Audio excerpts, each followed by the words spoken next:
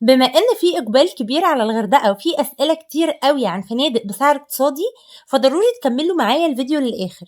صباح الخير أو مساء الخير على حسب التوقيت اللي بتشوفوني فيه. النهاردة هنتكلم عن فندق سان اند سي، وهنتكلم عن كل حاجة تخص الفندق، مزاياه وعيوبه وموقعه، كل حاجة هنتكلم عنها. بس قبل ما أبدأ، وزي ما متعودين مني دايما واللي لسه أول مرة يشوفني، أنا شروق بقدم محتوى عن السياحة والسفر جوه مصر وبره مصر، والفنادق وأهم مميزاتها وعيوبها وأهم أماكن الخروج والفسح. فلو مهتمين بالمحتوى ده وبتحبوا السفر، ما تنسوش تعملوا لايك واشتراك وتفعلوا زر الجرس علشان يوصلكوا جديدنا أول بأول. ولو عندكم أي سؤال أو أي استفسار عن أي حاجة، سيبولي تعليقاتكم وأنا هرد عليكم. فندق سان اند سي هو فندق 3 نجوم، بيكون في شارع الشيراتون صف تاني، البحر قصاده الناحية التانية، يعني المسافة قريبة جدا جدا، اللي هو على بعد خطوات هتمشوا حوالي 50 متر بس. البيتش جزء رملي وجزء صخري، بس يستحسن كمان ان لو عندكم شوز بحر تاخدوها معاكم. موقع الفندق حلو جدا، هو بيكون في وسط الغردقة، انتوا قريبين من كل حاجة ومن كل الخدمات، فتقدروا ان انتوا تخرجوا بالليل، تروحوا اي مكان بسهولة.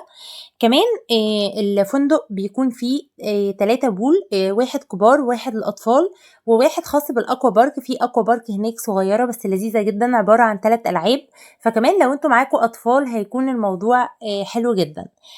الفندق طبعا بيقدم قيمة وخدمة مقابل سعر، يعني أكيد طبعا هنلاقي سلبيات، بس في برضو مميزات تانية. فأكيد إن احنا يعني لازم نتغاضى، لأن السعر فعلا مناسب جدا للناس اللي بيكونوا عايزين حاجة اقتصادية وفي نفس الوقت يطلعوا رحلة ويتبسطوا، فبجد الفندق مناسب جدا. طبعا السلبيات دي وارد ان احنا نلاقيها في اي فندق، حتى الفنادق ال5 نجوم بنلاقي ناس تعلق عليها تعليقات سلبية، فوارد ان احنا نلاقي حاجات مش عجبانا في اي فندق، ده طبيعي جدا. بس طبعا الانبساط قرار، انتوا لو طالعين اي مكان وقررتوا ان انتوا هتتبسطوا في المكان ده، فانتوا هتتبسطوا باقل الامكانيات. الفندق لذيذ جدا، مساحته كويسة، بيوفر الشاطئ قريب منه جدا، ليه شاطئ خاص، هو صف تاني بس ليه شاطئ خاص على بعد خطوات زي ما قلت لكم. كمان بالنسبة للغرف، فالغرف واسعة ونظيفة. كمان الغرف بتحتوي طبعا على تكييف وشاشة وميني بار، والتويلت برضو بيكون مجهز، يعني الغرف تمام مفيش فيها اي مشكلة. بالنسبة لفيو الغرف، في بول فيو، سي فيو، وجاردن فيو، فتقدروا تختاروا اللي انتوا حابينه. طيب بالنسبة كمان للأنيميشن، فريق الأنيميشن هناك حلو جدا، وفي حفلات يوميا بتتعمل بالليل هناك، فبتكون الأجواء لطيفة جدا. كمان في كيدز اريا صغيرة للي معاه أطفال، فبرضو دي حاجة حلوة. كمان بالنسبة للأكل، ففي مطاعم وبارات، المطعم بيقدم طبعا وجبات الفطار والغدا والعشاء، الأكل متنوع مقبول حلو.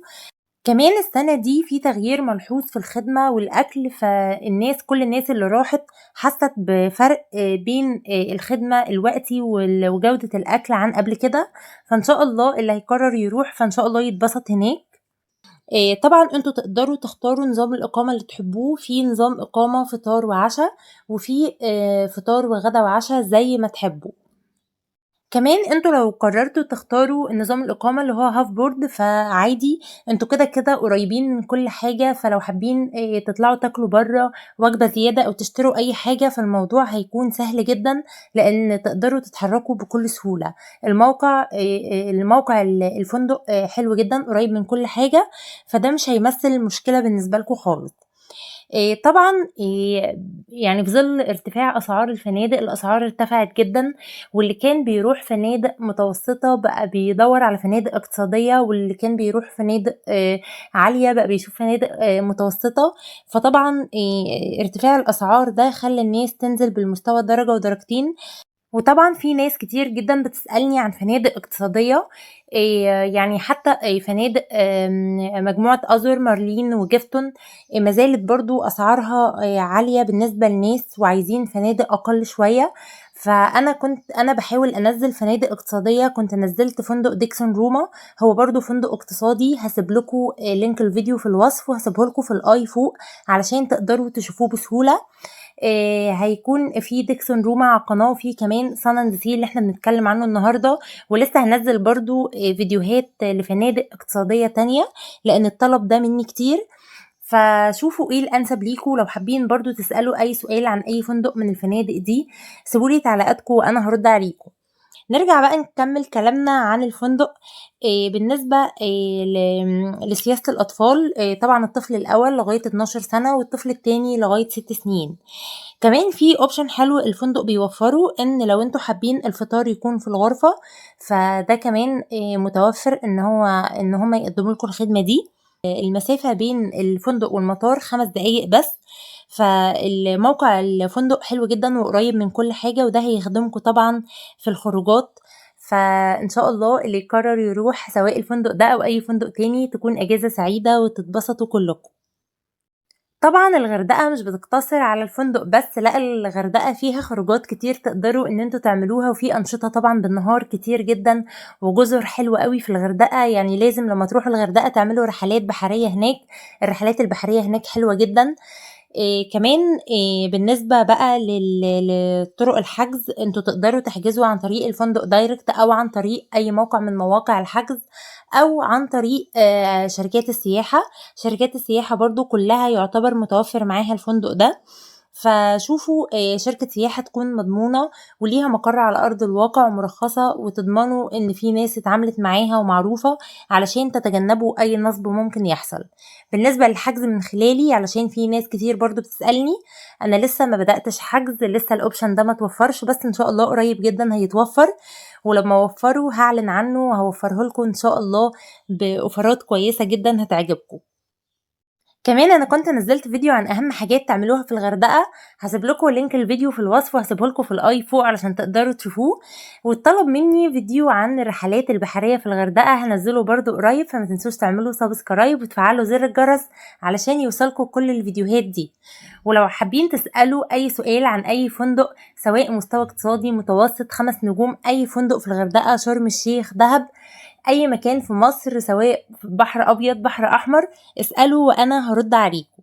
طبعا هتلاقوا على قناة فيديوهات كتير لفنادق في شرم الشيخ ودهب والعين السخنة واسكندرية، هتلاقوا فيديوهات كتير. وبرضو لو حابين ان احنا نتكلم عن فندق معين سيبولي تعليقاتكم وانا هنزل ريفيو عن اي فندق انتوا حابين ان احنا نتكلم عنه. طبعا الاسعار متغيرة من وقت للتاني علشان الناس اللي بتسألني عن الاسعار.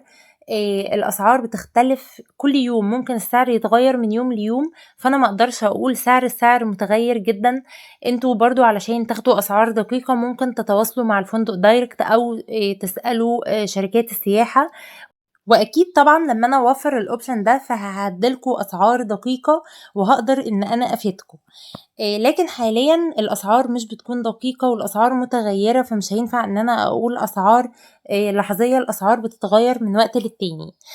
وفي الاخر عايزه اقول لكم على حاجه مهمه جدا، ان احنا عندنا في قناه فكره وسفريه بتكلم فيها عن السياحه والسفر سواء سياحه داخليه او خارجيه، وافضل الرحلات اللي ممكن تعملوها في مصر سواء بحر ابيض او بحر احمر، وترشيحات الفنادق واهم اماكن الخروج والفسح.